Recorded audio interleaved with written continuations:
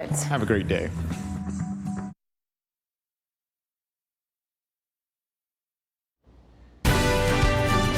Coastal states are keeping close watch on Hurricane Dorian. We'll show you how much damage the storm has caused so far and where it's expected to go next. And we have new information from the Hurricane Center as of the 5 a.m. update, what the hurricane hunters found last night. This morning we began with severe weather on this Thursday. We're closely watching Hurricane Dorian's path through the Caribbean after pounding the Virgin Islands with rain and wind. Now this storm is expected to strengthen over the next few days, leaving people in U.S. coastal states on edge. The storm's projected path now points directly at Florida. This is video from the U.S. Virgin Islands where the brunt of the storm is being felt. The storm's outer bands reached as far as eastern Puerto Rico. Authorities there report downed trees, blocked roads, and streets filled with water as the storm churned over St. Thomas. This storm is not to be trusted. It jumped all over the place and really started forming off of the west end of St. Thomas, and they really took a battering. President Trump approved an emergency declaration for Puerto Rico. Federal agencies are already in the process of getting help there as this storm pushes north back into the warm, open waters of the Atlantic Ocean. Forecasters warn this storm could strengthen to a Category 3 hurricane. Florida's governor declared a state of emergency Wednesday, urging people across the state to prepare ahead of a potential disaster. Current forecasts show Hurricane Dorian making landfall in Florida this Monday. And there wasn't much in reported damage or injuries in Puerto Rico and the Virgin Islands. However, police say an 80-year-old man died after falling from a ladder while trying to prepare his home for the storm in Puerto Rico. Many on the island rushed to stores and gas stations for last-minute supplies. This video you're seeing is from the town of Fajardo. People waited in long lines for gas there and items, stripping shelves completely bare. You can also see in the background of this video noticeable damage left over for past storms.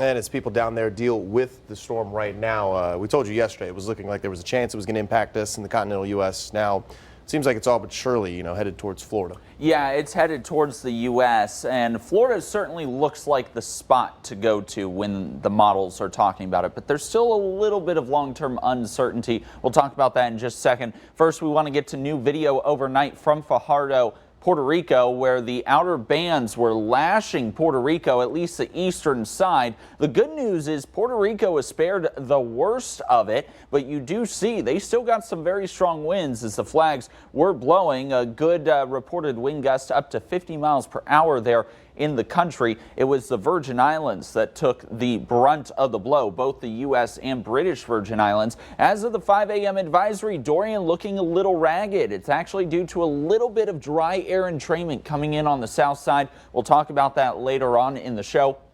But it is still moving to the north and west at 13 miles per hour with sustained winds of 85 miles per hour. The big update is the pressure has actually risen. So despite it maintaining its strength when it comes to winds, the pressure has actually risen, probably due to that dry air entrainment that we'll talk about later on. But the newest track, again, don't focus on the center of this track. We tell you this every single storm. It's the cone, and there tends to be a 200-mile error by day 5. So as we get out to this Monday, Tuesday track. So really anybody in Florida, even southern Georgia, needs to stay on alert.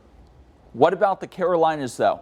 Why are we focusing on it? Because it still could impact our region. We'll break down the latest computer model guidance and the latest thinking when it comes to the steering flow of this system that is so important. All that and more coming up this hour of GMC. Crystal? We have enough cots in South Carolina today to open all Group 1 shelters in South Carolina with cots. Once the 120-hour timeline, we get real.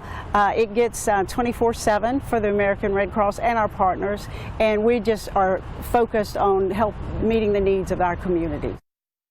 Crews with our sister station in Charleston went to the American Red Cross, where leaders are wasting no time preparing for possible impacts from Hurricane Dorian. They pulled together 12,000 cots in the Lowcountry. This seems above and beyond the 2019 South Carolina Hurricane Guide, which says cots and blankets may only be provided in the public shelter after hurricane conditions subside. This move was prompted, though, by what happened last year with Hurricane Florence. After Governor Henry McMaster ordered evacuations, many people had to sleep on gym floors.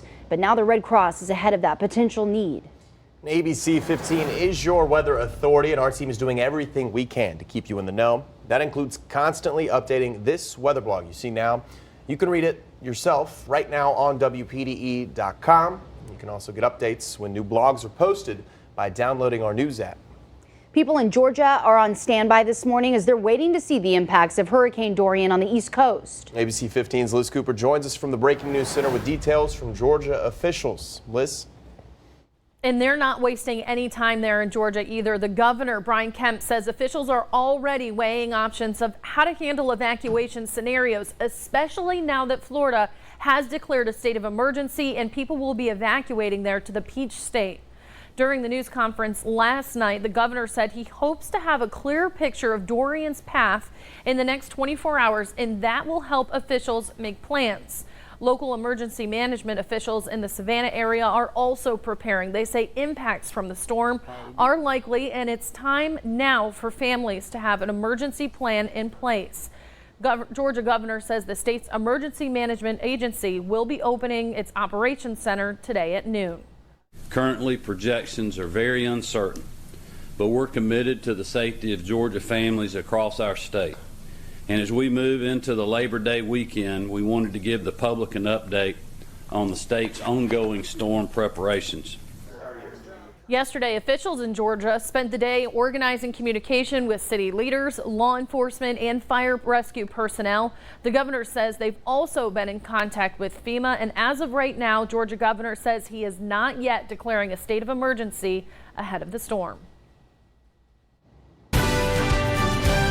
Horry County Council has come down on a decision on funding for Interstate 73.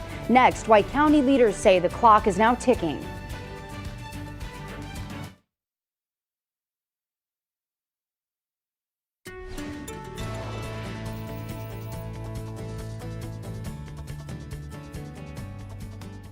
We continue to track the tropics, specifically Hurricane Dorian. That's coming up in about 30 minutes past the top of the hour. So we will talk more about Dorian, I promise. Let's talk about today's forecast, though. We had that cold front that swept through the region yesterday. It was rather weak.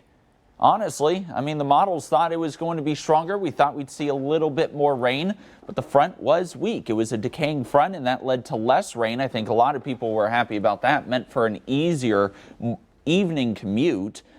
Stark difference from what I had actually said yesterday. So, you know, it happens in the weather world where sometimes these fronts are weaker. Now it's all about high pressure, dry conditions, and sunny skies. That's what you'll deal with today with highs in the 80s. Today was strictly about this contract, whether or not the county was on the hook for some money to pay SCDOT for a project that's never going to come to fruition. That's Horry County Council Chairman Johnny Gardner talking about I-73. Last year, Horry County leaders and SCDOT crews drew up a contract to build the county's portion of the interstate. The county agreed to pitch in up to $25 million a year for 30 years using hospitality fee money collected countywide. Earlier this summer, though, city leaders on the Grand Strand decided they want that money for their own projects. County leaders say that decision has put I-73 in jeopardy. Horry County Council has now decided how to move forward on this issue after that executive session yesterday. SCDOT would send Horry County a $12.5 million bill for the interstate if they don't cancel the contract. Yesterday, County Council decided to postpone canceling the contract for 90 days. That means officials will spend the next 90 days trying to get municipalities on board to help pay for the new interstate. Without money from other municipalities, Council Chairman Johnny Gardner says they simply can't afford it.